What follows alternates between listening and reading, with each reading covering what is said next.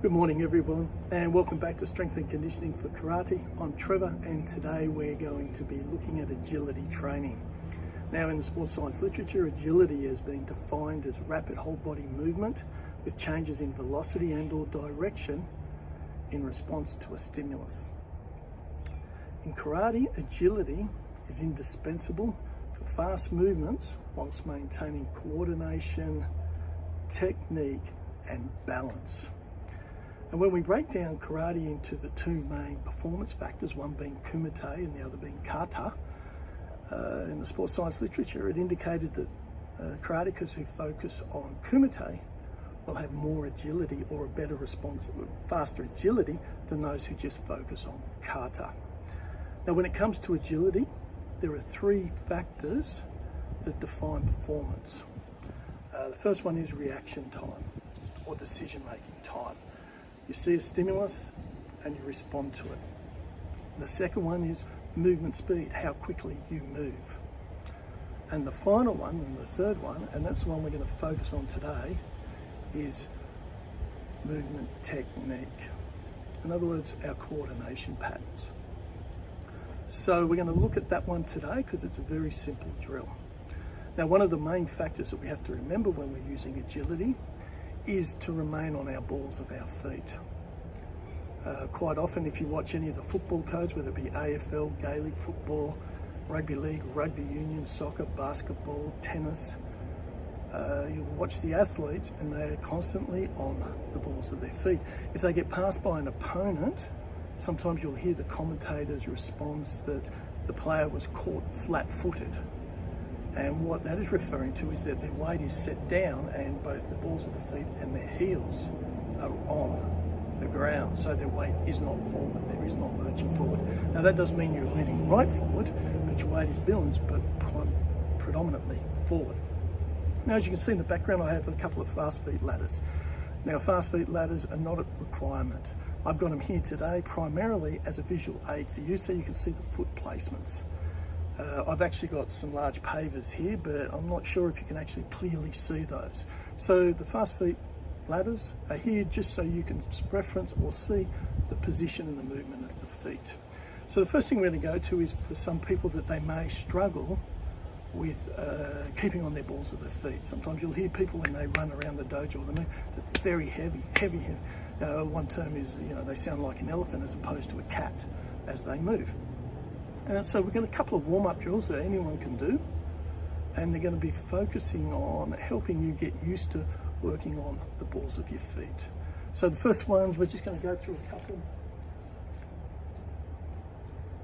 And quite simply, this one is just running through fast feet, and it's just, and then we can run backwards. So if you look at that from side on, we go here. So just watch the back of my feet, the heels.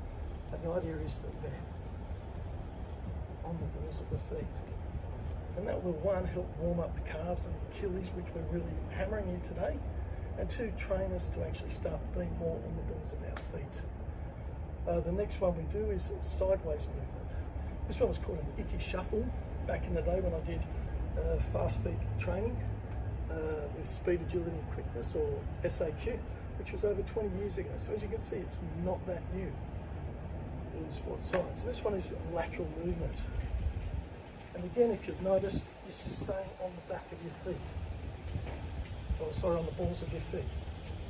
And to look at that from front on, you just start and just going in, out, move forward, then we move back. So there's a couple of, we can do another one where we come forward and back. And this will help us get in the habit of being on the balls of our feet, but keeping our body weight relatively central. Because we don't want to lean too far forward, because if we get in the habit of leaning too far forward, we'll find that when we're in kumite and sparring, that we'll start performing my favourite and most efficiently used block, the noganuke. Bang! And all that will resolve if you get hit in the head, which a lot of senior instructors take joy in doing that to me. So what we want to do here is go through those again. So the first one is, and you just do it, and again, start it slow if you're new to this, but your mindset is that my feet are fast. Fast feet, don't worry about your legs or your movement, just think fast feet, just going forward. Then going backwards. Then you can change which leg leads first. It's a very simple drill, it's quite good. That's a good way to warm up. Then we go forward and back, forward and back. And again.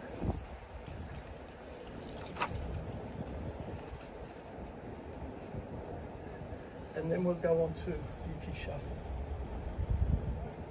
Again, we start outside the ladder and we move across, forward, forward, forward, and back. And you can go through that a number of times. So it's a good way, start slowly to warm up the muscles, get the calves responding. We don't want to do a lot of explosive, fast work while our calves are cold. We want to reduce that risk of an injury. Now, of course, if you've got issues with your ankles and knees, agility training is going to be quite hard. It's going to cause you problems. So work within what your body and the capabilities of what you have, especially if you have pre-existing conditions. Unfortunately, some of us are not 20 anymore, and our body won't respond like it was 20. Okay, so that's a nice, simple warm-up drill. Our next one, we're going to go on to a couple of Kumite-specific footwork drills to help with our agility.